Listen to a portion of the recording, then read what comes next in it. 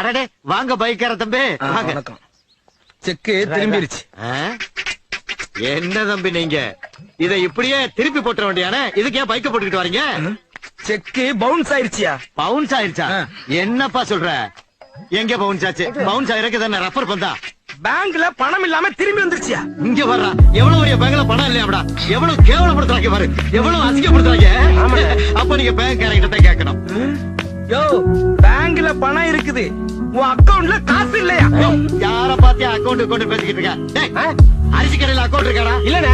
மளிகை கடையில அக்கவுண்ட் இருக்காடா? இல்லனே. டீ கடையில அக்கவுண்ட் இருக்காடா? இல்லனே. பிராந்தி கடையில அக்கவுண்ட் இருக்காடா? கேதுல அக்கவுண்ட். கேட்டியா? ஒரு டீ வாங்கினா கூட நாங்க கேஷ் கொடுத்து தான் வாங்குவோம். இப்படி இருக்கும்போது பேங்க்ல அக்கவுண்ட் வைக்கிற அளவுக்கு எங்க குடும்பம் என்ன கேவலப்பட்டு போயாடா கிடக்கு? மகனே, எதுக்குடா இம்புட்டி விளம்பரம்? பெரியப்பா, ஊருக்குள்ள பெரிய மனுஷன்னா மூக்கு கீழே காக்கா பார்க்கறது மாதிரி மீச மட்டும் வச்சுக்க கூடாது. இப்படி எல்லாம் டபுள் பாஸ் வேலை காமிச்சாதான் பயக மிரள் வாங்க.